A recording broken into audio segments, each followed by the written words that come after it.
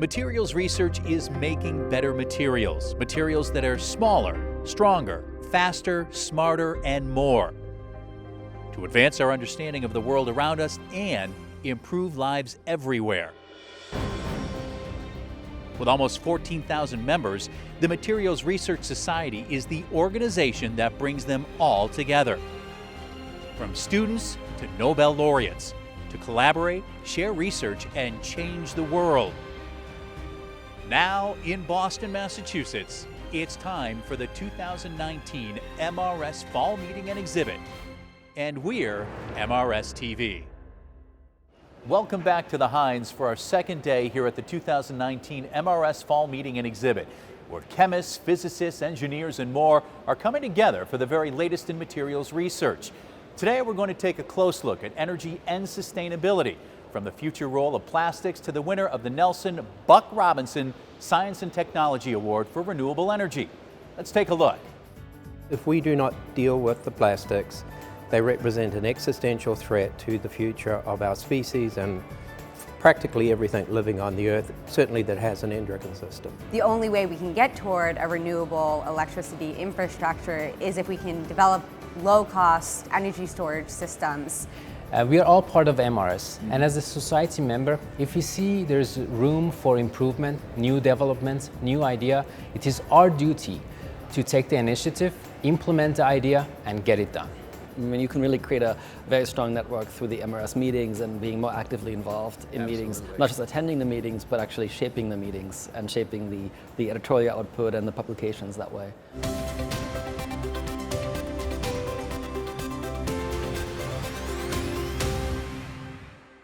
It's my pleasure now to introduce Kelsey Hatzell, winner of the 2019 Nelson Buck Robinson Science and Technology Award for Renewable Energy. Kelsey, congratulations. Thank you. Now, you were selected for this award for your contributions to the fields of solid-state batteries and renewable desalinization, along with your interest in electrochemical ammonia production. I want you to tell us a little bit about your work. So my group primarily works on electrochemical materials and energy storage in particular. But energy storage is the bottleneck preventing the integration of renewable energy technologies. And so the only way we can get toward a renewable electricity infrastructure is if we can develop low-cost energy storage systems. And so that's primarily where my group works in that area. And as far as that goes, how far along are you in finding that solution? Yeah, so in terms of electrochemical systems, we're moving rapidly toward electric vehicles, but the grid is a little bit farther away just because the cost of electricity is so low and natural gas is so abundant, so it really is a cost issue. But there's a lot of different breakthroughs happening, so I think that we'll get there. It's an exciting field. It's a very exciting field right now. Now, along with your research accomplishments, you engage in a number of sustainability-related projects. Tell me about your work with middle and high school students. Yeah, so my group brings in a lot of undergraduates and high schoolers into my group to do research projects. In Nashville, we work with Harpeth School for Girls, which is a local high school, and we've had several of their students come in, and they've even had the opportunity to publish as high school students, which I did not do research as a high schooler, so it's an incredible experience. I didn't either, actually.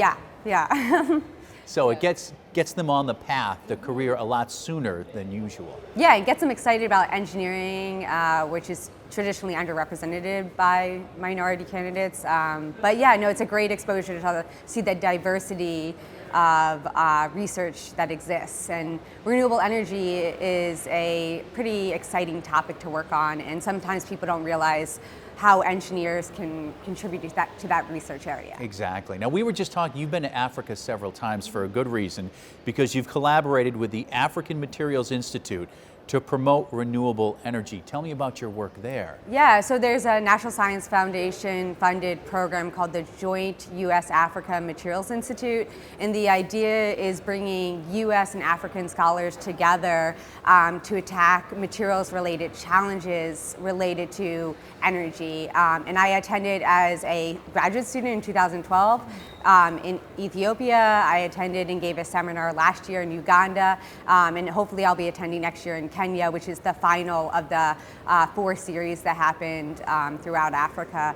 But it really provides ways to network and collaborate cross national boundaries, and specifically focus on materials related challenges. Now, Kelsey, quickly, just tell me where your work goes from here, from this point. Yeah, so we've migrated in the energy storage space to working on solid state batteries, making batteries safer, and specifically as we adopt electric vehicle infrastructure, batteries that can not only go long distances but are safe and resilient is an important challenge. And so right now we're looking at solid state batteries, which are non-flammable, so theoretically very safe. You have a lot of work ahead of you. Yes.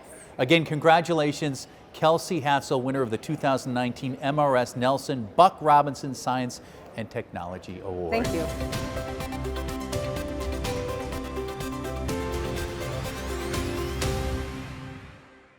Next up, we'll chat to 2 more great award winners whose work includes battery materials and nanocrystal superstructures. First, though, let's get a quick preview of some of the institutions on our Materials Research World Tour.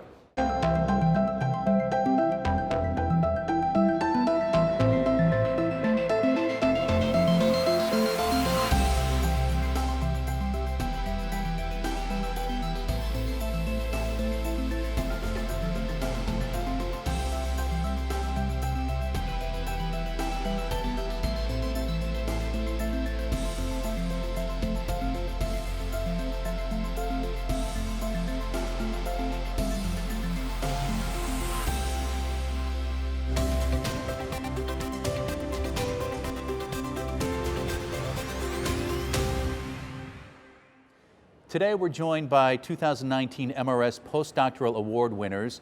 We have Rachel Carter and Yasu Nagaoka. Thanks for being with us, both of you. Now, congratulations again on being named recipients of the 2019 MRS Postdoctoral Award. Rachel, we'll start with you. You received your award for work done at the U.S. Naval Research Lab, your citation reading, "For contributions to the design of safe battery materials and systems, leadership of students, and advocacy for women scientists and engineers."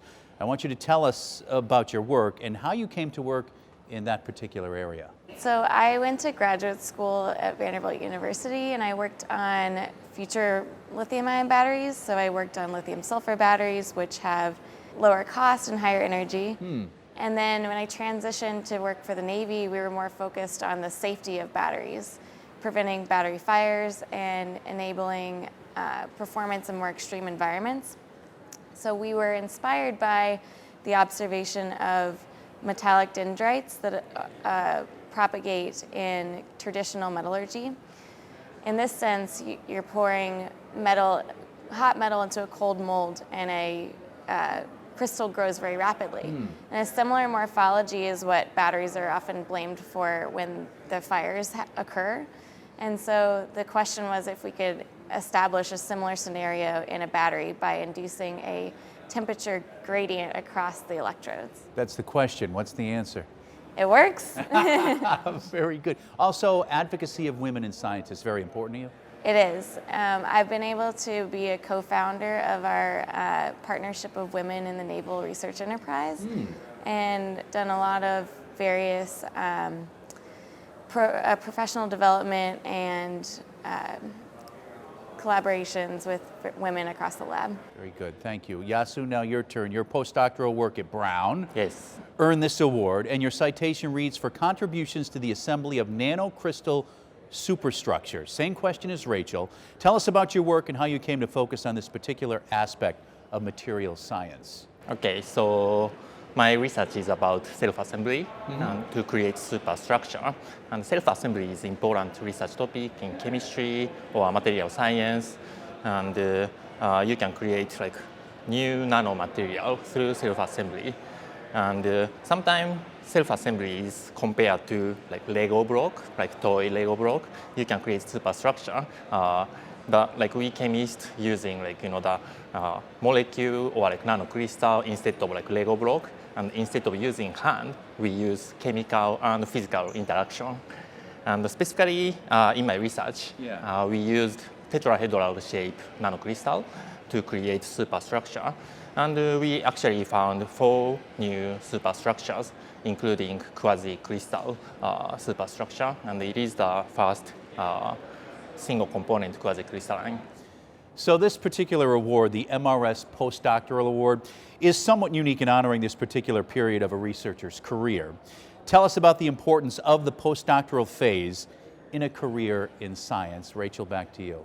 So for me, the postdoc was a great transition from kind of being a student where you are always looking up to your professors and understanding how to get ownership of my own research. So feeling more like an equal among researchers and learning things like how to be a corresponding author and write proposals and advocate for getting scientific funds. And Yasu, why is the postdoctoral phase important to you? I agree with Rachel. Like it's pretty important, and sometimes like it takes like 5 years to get PhD. But like once you learn something, like you found like something you don't understand, and the postdoctoral phase is pretty interesting because like you can do a lot more than like when you could do like when you are like graduate student. Sure. So I enjoyed a lot like research. I can tell you both enjoy what you do. Final questions for both of you. What's the next phase after you conclude your postdoc work? And Yasu, we'll start with you. Where do you go next? Well, it's pretty difficult to predict my future, but I really appreciate like fundamental research and like educational role. So yeah, hopefully I keep getting involved with like the fundamental research or educational like activities. And Rachel, what about you?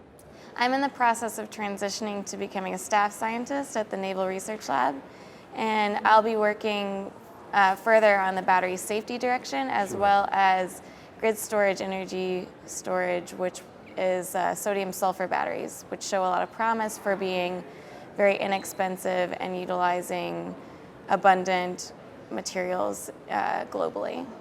Rachel, Yasu, thanks so much, and good luck to both of you. Thank you very much. Yes, thank you.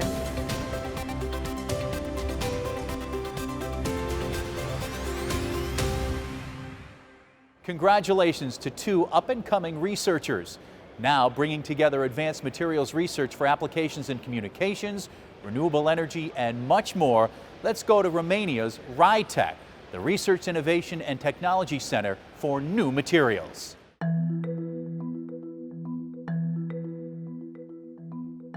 The National Institute of Materials Physics is one of the leading institutes in R&D in Romania. RITEC was one of our projects, and its goal was to bring research closer to applications, to create an integrated environment which comprises both characterization of advanced material, fabrication of advanced materials, and then going the step forward to devices based on advanced materials. When we started RITEC, we had in mind 3 main categories. The first one was high technology, which comprises communications, computers, modern technology. The second one is related to energy production from new sources. The third area was related to materials dedicated to life sciences, to medicine, and to materials which are inspired by nature, biomimetic materials. For characterization, our laboratories range from high-resolution electron microscopy, electrical characterization, magnetic characterization, optical spectroscopy, photoelectron spectroscopy, and other type of characterization. In terms of fabrication facilities, we have a wide range of thin film deposition, but also we have technologies necessary for fabricating devices. One of the most important things that RETEC offers is the building itself, the fact that it's a temperature-controlled environment, it's a very clean environment. This helps a lot with some of the processes that we are using to develop our devices because they're usually sensitive to both temperature and humidity and cleanliness. At RETEC, we work with nanowires and nanowebs. We fabricate the nanowires and the nanowebs on site. We then functionalize them with various materials, usually metals or semiconductors. And ideally, if everything goes right, we'll also integrate them further into some sort of wearable device, find them a use, specifically wearable biomedical sensors. Presently, I'm leading the research on perovskite solar cells at RETEC Center. We started working on perovskite solar cells using the spin coating technique that's at hand in any research lab. The problem is that when you want to scale up, the spin coat technique will never work. This is why we started the research at RETEC on developing methods and equipments to be applicable on large area substrates. We succeed to deposit one of the very important layers in a perovskite solar cells, the mesoporous scaffold of an oxide, and this result was never reached before by somebody else. In last 1.5 years, I coordinated the team from RETEC who was developing memory stores for our industrial partner CyberSwarm. RETEC is a world-class center, so I find quite comfortable to work here and possible to develop cutting-edge technology from equipment and people, let's say, point of view. But it's also, because we are in Romania, it's also very cost-effective to work here. So for companies, I think it's quite interesting to do work here, to collaborate with RETEC. We started working with RETEC 2 years ago. We are a deep tech startup with a focus on cybersecurity. Basically, we are working on memory stores because we would like to use them in cybersecurity and in technologies and in areas beyond cybersecurity, such as machine learning, neural networks, even AI in the future. And we decided to work with them because they are the best Romanian research institute.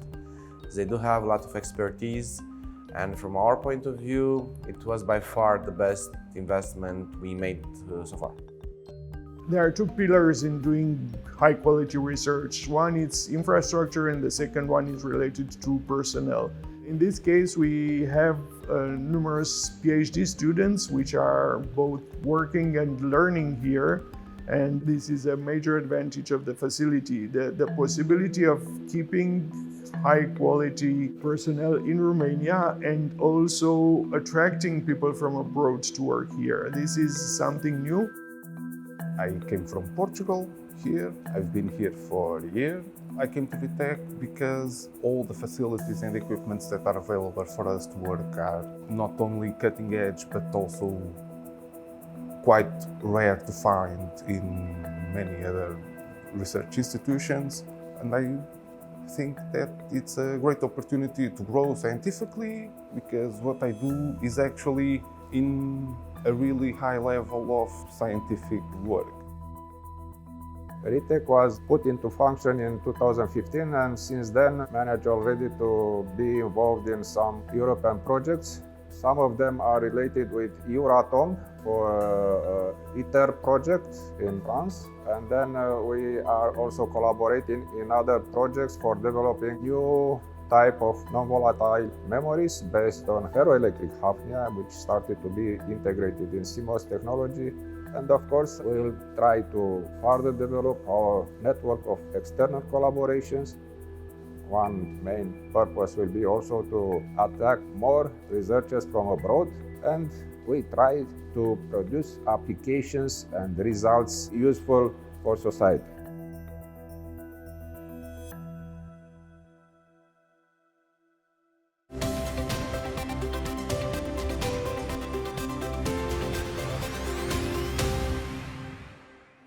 Joining us now, we have Terry Collins and Svetlana Boriskina. Perfect. Good to see you both. Now, you're both taking part in a forum which will try to answer the question, are plastics a friend or foe as we strive towards energy sustainability? That is, of course, a complicated question. What are some of the factors that you'll be looking into at this session? And Svetlana, I'll start with you. Well, I happen to believe that plastics are our friends, but like in every friendship, you actually have to work on it to make it work. And there is a reason why there are so many plastics around, because they're so great at many things and they're replacing a lot of other products. But of course, there are some downsides to it because, for example, they are so cheap to make. There is no incentive for many people to recycle them because you cannot get your money back. But strangely enough, that's an argument for having more plastic than less, because then it becomes more incentive to actually recycle it into some other new products. Now, Terry, not to oversimplify, but friend or foe? They're foe. Foe, okay. Yep. Why is that? Well, because they are utterly unsustainable. People view plastics as materials rather than as sponges for chemicals. And so both the material elements and the chemical elements of plastics are extremely problematic. We have a whole range of plastics. They're not all the same. Some are absolutely categorical foes. In other words, if we do not deal with the plastics, they represent an existential threat to the future of our species and practically everything living on the earth, certainly that has an endocrine system. Now, we tend to think of plastics and their role in the environment as we currently know plastics, but are there efficiencies out there still to be discovered that might change the equation in terms of making plastics a more sustainable commodity? So they're not recyclable as much as people want to think that they are because of the endocrine disrupting chemicals that are present in the plastics. What we need to do is to reinvent plastics. We need to get new plastics that degrade quickly in the environment, are compostable, etc., but that do not have the extraordinary, dramatic impacts of endocrine disruptors. Chemicals that at teeny tiny concentrations in people induce low-dose adverse effects. We need to remember Western man is going sterile very quickly. Most young males in the West will be sterile by 2040. Because of plastic? Because, I believe, primarily because of endocrine disrupting chemicals, and plastics is one of the major sources. Svetlana, agree or disagree? I don't disagree that there are different kinds of plastics, and I do agree that some of them might be really bad. But it doesn't mean that all of them are bad, and actually a lot of plastics are very neutral by themselves. That's why they are so great as protecting everything else, like food and ourselves, against harsh conditions. It's what you add to them that's what makes them dangerous, and that's where you need to be careful. And some plastics don't need anything to be added to them.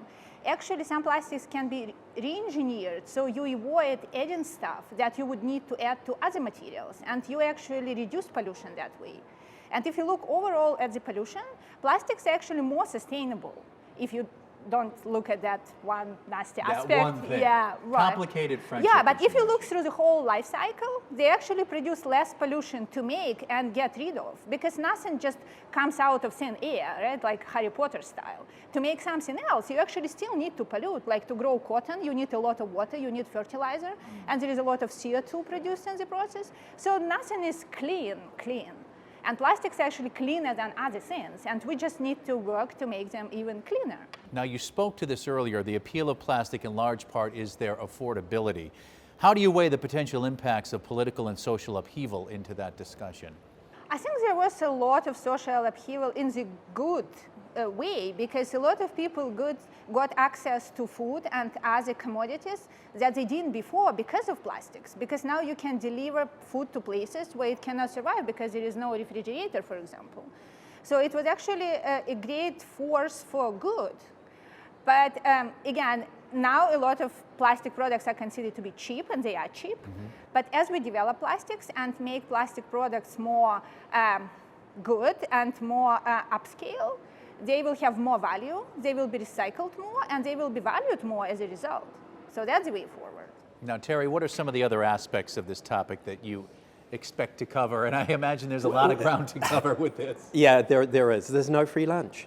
You can have short-term economic benefits, but long-term devastation. There's just no question. Fundamentally, so I'm a chemist, I would say the chemical enterprise simply does not understand and is playing the ostrich with endocrine disruption.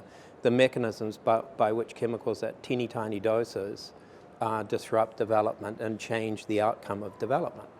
And so we are paying a terrible price. It's not for plastics. Plastics are part of the problem. It's the chemicals that have these properties. It's some plastics, the actual polymer itself is a problem. So if it's polycarbonate, bisphenol A leaches. It's made from bisphenol A with just a couple of linkers. And when you put that in a landfill, the bisphenol A leaches right back. Bisphenol A is an estrogen.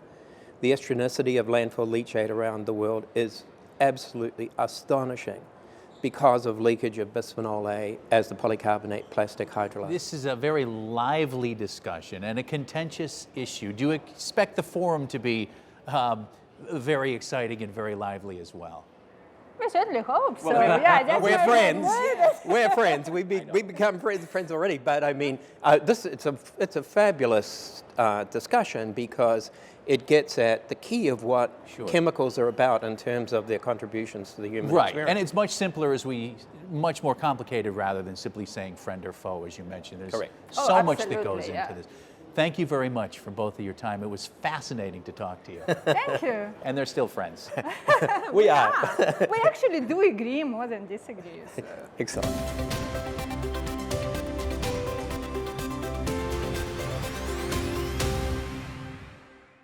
Energy sustainability there, a key issue for the future. And now providing new carbon-free energy sources is of major importance. Let's take a look at Hydrogen, a network of research facilities and organizations brought together by the Department of Energy to find new ways to produce hydrogen. It's really a social imperative that we address, I think, the energy needs of our country in a responsible, renewable, and secure way. There's initiatives at the Department of Energy like Hydrogen at Scale, which basically is saying, can we change our energy structure? Hydrogen is an energy carrier, and the goal is to use it in many places as you can within the transportation and industry and other sectors in order to displace the carbon component of fueling our society.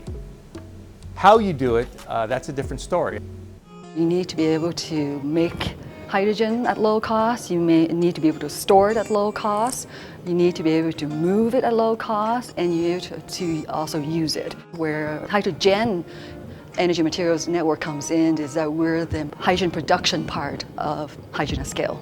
It involves people, universities, industry, and national labs across the whole US. And we all have this common goal, is to make low-cost renewable hydrogen so that we can have a better world. The water molecule is a very stable molecule. And so there are various ways with which to separate oxygen from the hydrogen. That's what we really want to do. When we say splitting the water molecule, we want to separate oxygen from hydrogen. There are multiple pathways that we look at to make hydrogen, and one of the main ways that we look at that's kind of closer to commercialization is electrolysis. Low temperature electrolysis is one of the pathways that I work on primarily.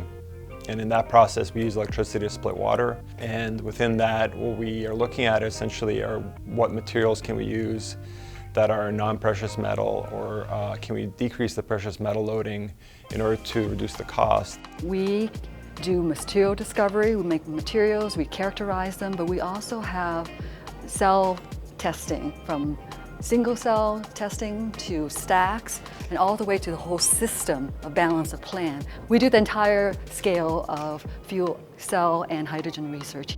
For high temperature electrolysis, what we work on here is understanding really high temperature processes, and especially as they relate to kind of nuclear type industries. There's also hydrogen production via photoelectrochemistry.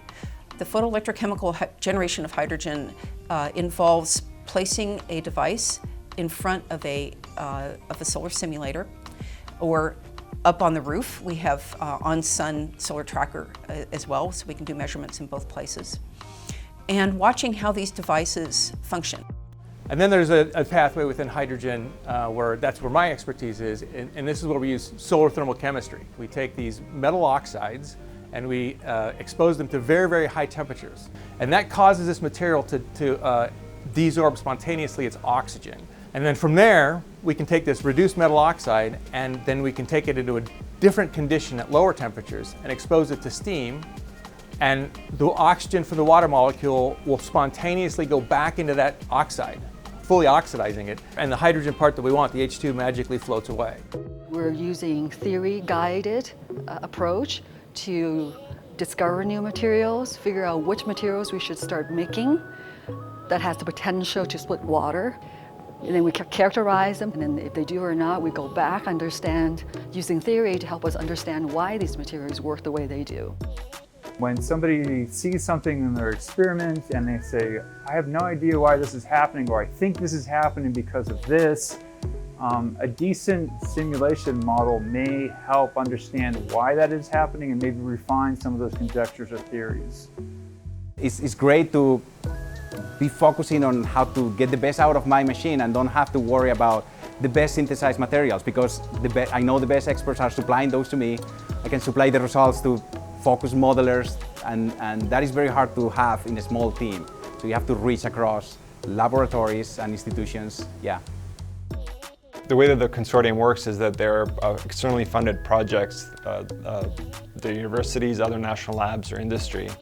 We have over 21 different projects across the US right now, working on 4 different water splitting technologies. And they don't work by themselves, they work with us. The consortium allows us to essentially move the technology quicker towards a commercial application, and also allows us to make refinements and optimization to that technology, which allows further penetration into those markets. But I think every time we get to interact with the national labs, I feel a little bit smarter after I get off the phone with them. All the information that flows between the national labs and the seedlings, or even within the national laboratories, that kind of fosters the entirety of the collaboration, flows through the data hub. One thing the Hydrogen Data Hub is built for is to enable collaboration and the sharing of this data for hydrogen materials with the public. The guidance and vision from DOE and the opportunity to build something like hydrogen and to direct our energy and our knowledge and resources, and their resources too, because it's public resources, into solving this problem, I think that can't be understated.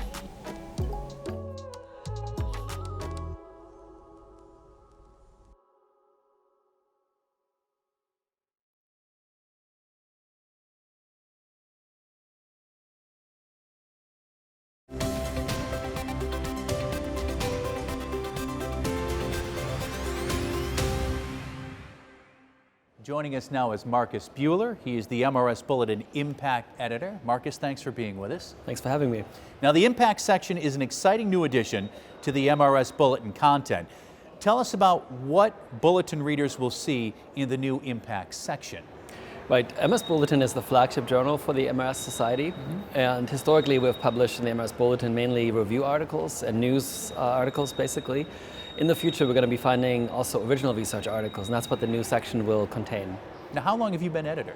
We're just starting the process. I've been appointed a few weeks ago, and we're in the process of putting together an editorial board. And okay, so this is a work in progress. Work in progress, very much, yes. Very good. Now, the Bulletin has traditionally featured more of a review approach with themed articles along with news and also features. How does the new Impact section complement the existing Bulletin content?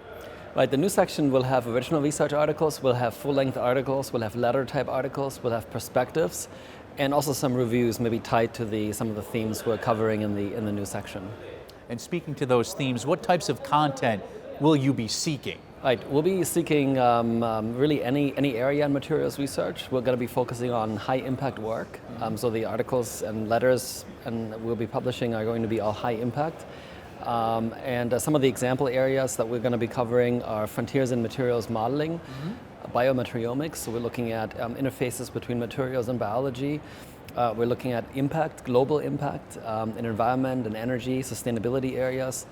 We're looking at work in the area of computing, new materials for computing applications, materials that compute themselves. We're thinking about quantum computing, for instance.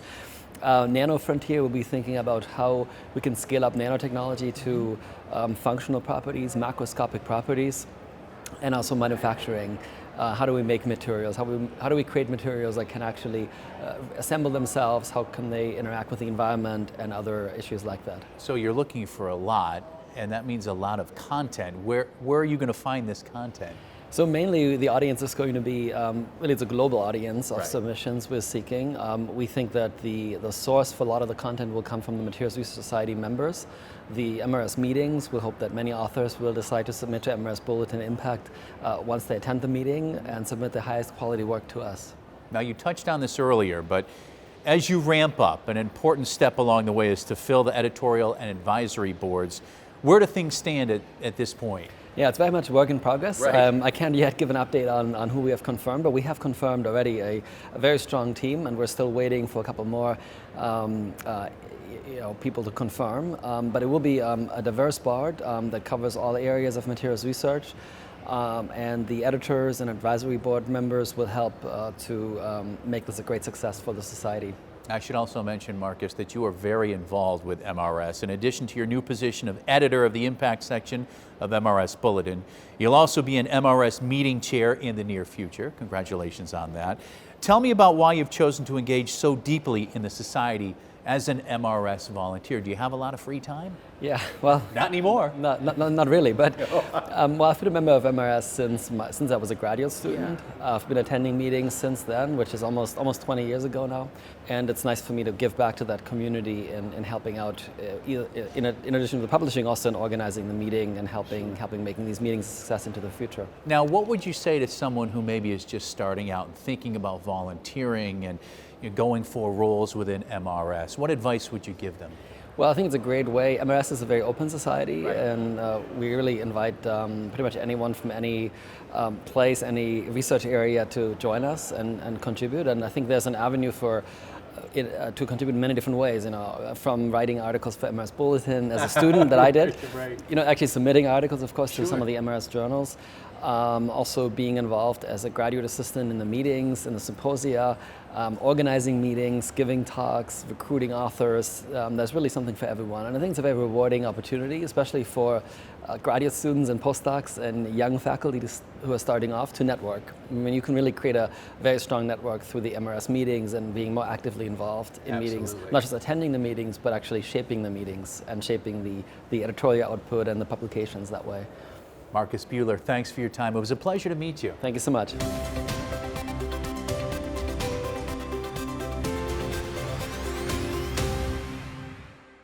Exciting news there from Marcus Buehler.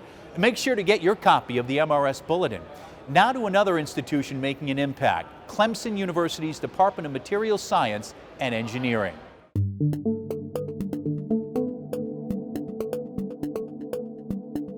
Clemson was really founded with materials in mind. It was founded in order to develop the materials resources of the state for the people of South Carolina and the nation. The current form of the department took shape in 2001 when we combined a textile department and a ceramic engineering department into what is now Material Science and Engineering.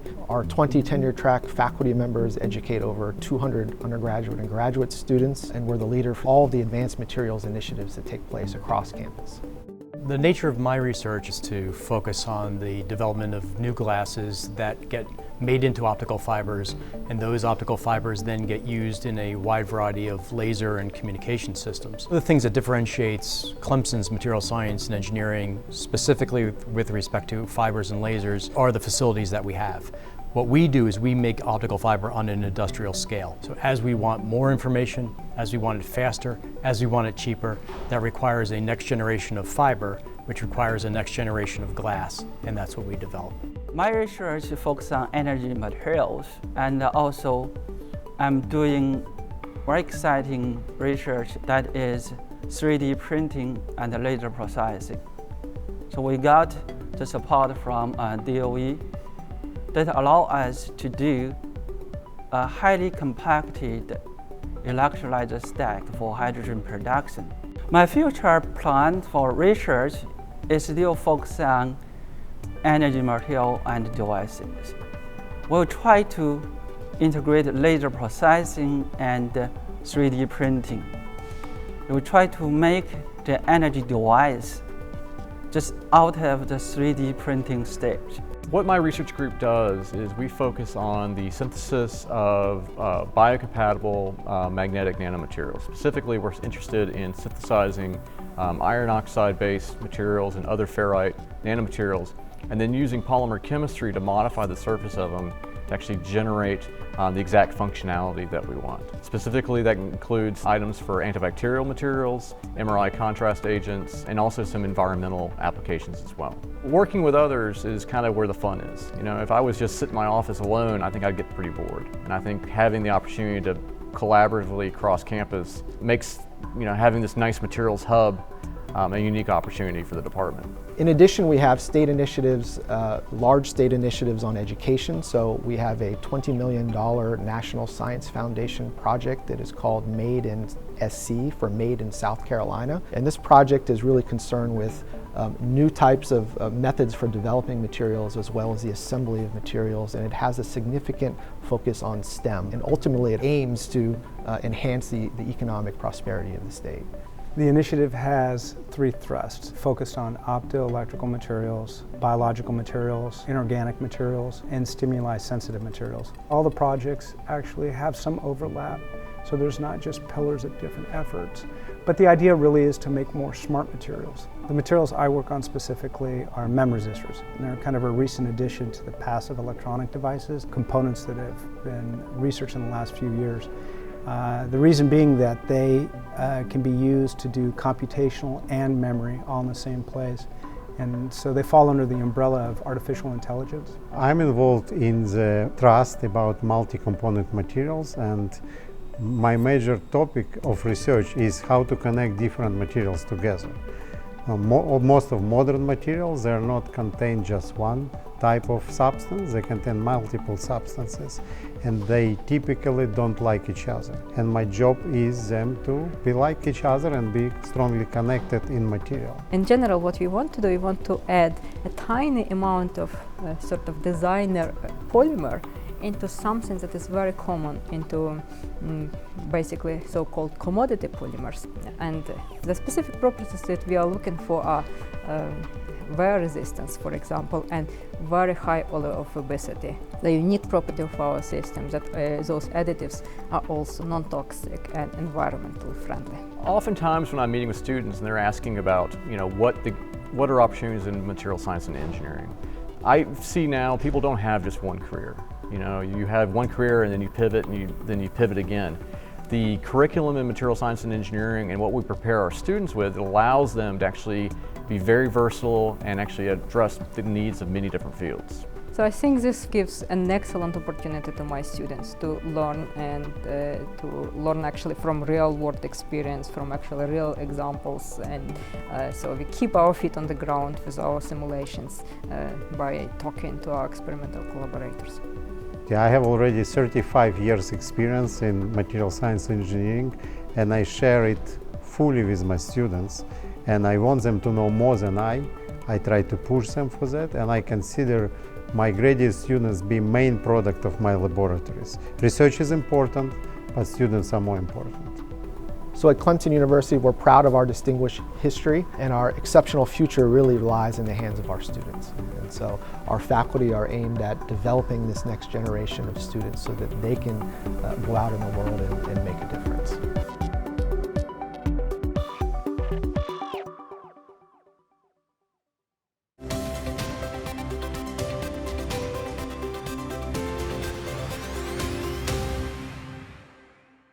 Joining us now, we have Babak Anasori and Zachary Hood. Gentlemen, great to see you. We're talking about a new event to the meeting. You're both part of the organization team for the Meet Your Own Faculty Candidate poster session. It's a new event, as I mentioned, to MRS meetings. Babak, tell me about what this event is all about. Sure. This event is a new opportunity for the faculty candidates to present their work and their vision for research, teaching, and service as a poster while networking with the recruiters and the hiring search committees. In the past few years, we felt there is a need for an interactive event for faculty candidates and the departments that they are hiring in the field of material science and engineering, and MRS is the right place for it. And this year, this is the first time that we are implementing this idea.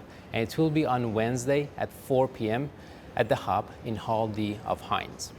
Excellent, very good. Zachary, you're up now. How did the event come about? And what's the need that this event is trying to fill? So this event came about actually at this previous spring meeting in Phoenix, where Babak actually proposed the idea to me of saying, you know, this is a new event that could really help folks, you know, from the MRS. Sure. So between the spring meeting and the fall meeting, our subcommittee planned really hard to really bring this event to the MRS community. It should be stressed that we weren't the only organizers of this event. We had some great folks from our subcommittee that were involved. A lot of people involved. A lot of people involved. We really want to have a platform for MRS members, particularly the early career professionals, to really connect with the search committees to find a faculty position and really showcase their research skills, their research vision, as well as to showcase their passion for teaching. Sure. Now, it sounds like this whole program is working because we understand there's been a great response to the program. So what have you learned from putting the program together? And is there likely to be a continuation of this event at future meetings? We learned that there was a great need, you know, from you know, the early career professionals to really have a platform to connect with search committees so they can find their dream faculty position. We really do want to bring this event to future meetings, but of course this is only possible with, you know, people's participation, and people for, you know, events like MRS, they vote with their registrations, their abstract submissions, and their participation. And we certainly hope that people in our community vote yes to bring this event. Well, Zachary, as you mentioned, it takes a lot of people behind the scenes to make this happen. Babak, to you now. You're both part of the Early Career Professional Subcommittee of the Academic Affairs Committee. I want you to tell us a little bit about the purpose of your subcommittee and how would someone who's interested in the committee get involved? Sure. This is a less than a year old subcommittee of MRS, and our goal is to create an environment for the younger professionals for communication and collaboration within the younger professionals or with all levels of our society. Our goal also is to provide guidance and support at all levels of career development.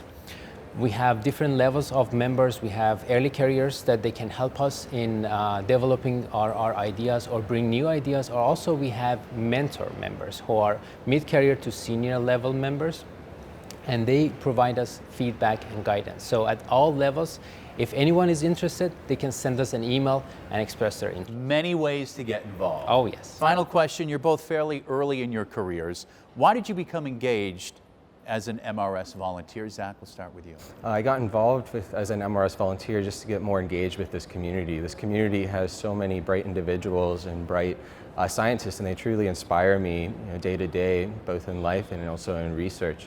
And my advice to early career professionals is to get involved with this community, because you never know what it can open up. It can, you know, take your research to the next level, and it can also open some new doors for your career. Yeah, and also add to what Zach explained, we are all part of MRS, and as a society member, if you see there's room for improvement, new developments, new idea, it is our duty to take the initiative, implement the idea, and get it done. Babak, Zachary, thanks to both of you. Thank you. Thank you.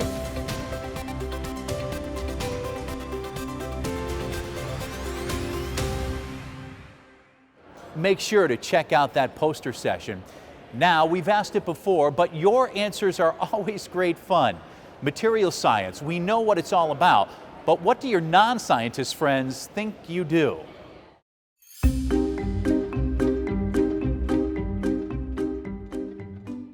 Well, I think my family has no idea where to even begin, and my friends, because I'm college age and I do chemistry, just are asking if I make drugs. So it's pretty far off from the truth, because I actually do machine learning, which is just like computational stuff. So I basically just sit at a computer all day. I don't mix chemicals, and I just kind of crunch numbers and look at graphs, which sounds pretty boring and is pretty boring sometimes, but I enjoy it.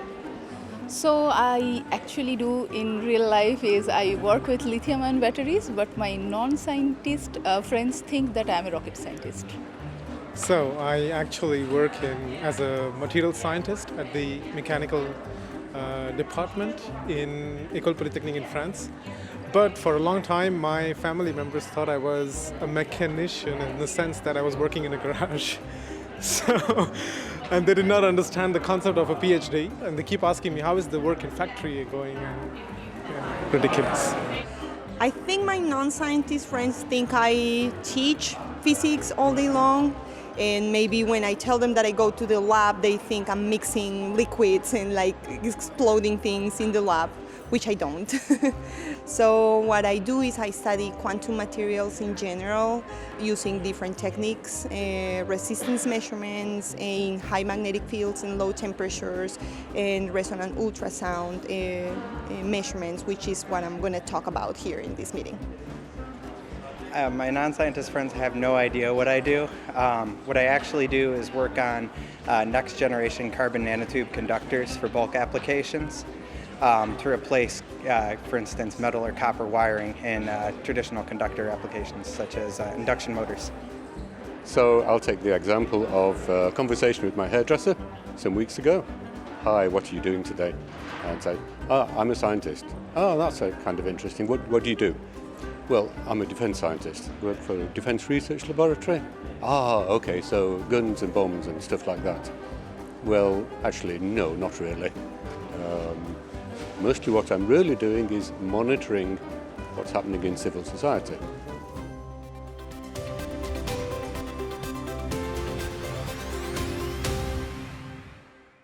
Plenty of room there to teach people a little more about this fascinating, world-changing field. And that's the end of our second day here at the 2019 MRS Fall Meeting and Exhibit.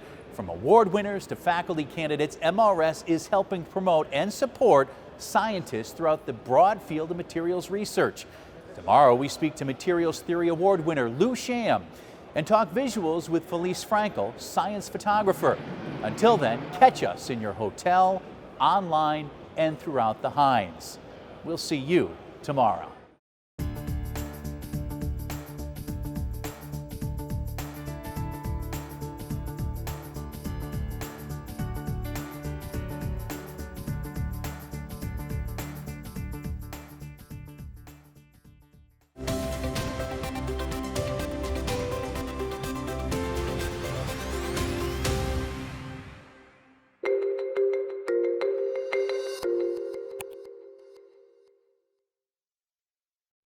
There's a lot of excitement this week in the exhibit hall.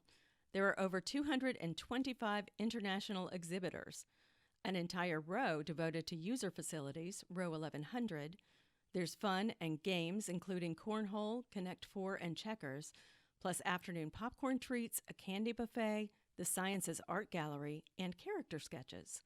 Be sure to visit Tuesday and Wednesday, 11 a.m. to 5:30 p.m., and Thursday from 10 a.m. to 1:30 p.m. Attention recent PhD graduates. MRS now offers a free one-year dues renewal option for recent doctoral graduates. This offer, available only once per member, is designed to support our next generation of researchers as they transition from student to career professionals and will include all benefits and advantages of MRS membership. Next membership cycle begins January 1st. Check your inbox. Details will be sent by email to those who are eligible. The MRS Career Fair is a premier event for connecting job seekers and employers. Open 11 a.m. to 5 p.m. Tuesday and Wednesday in the Hub Hall D. It features recruiters and on-site job interviews, career development sessions, resume critiques, mock interviews, professional photos, and more. The MRS Communications Lecture recognizes excellence in materials research through impactful and influential work published in the journal. The senior author of the chosen outstanding paper will be invited to present a lecture at the 2020 MRS Spring Meeting in Phoenix, Arizona. Nominations are open to papers published in MRS Communications from October 1, 2018 to September 30, 2019. Submit your nomination today. The submission deadline is January 17. Your opinion matters. Please take a minute during this very busy week to answer 3 quick questions about the 2019 MRS Fall Meeting. Just scan the QR code located on any of the symposium session signs. The poll closes Friday evening. Don't miss the MRS Cambridge University Press Publications Booth 100 in the exhibit hall. Enjoy 20% off all materials-related books. Explore MRS publishing opportunities for your latest work. There's a journal for every materials topic and stage of research. And win free prizes with our Plinko game, where everyone is a winner. Join us for this new interactive event featuring short talks by MRS Award recipients. This is your opportunity to engage with MRS thought leaders as they discuss their award-winning research. We expect to see our powerful panel address materials topics and current trends, as well as the impact these new technologies will have on society.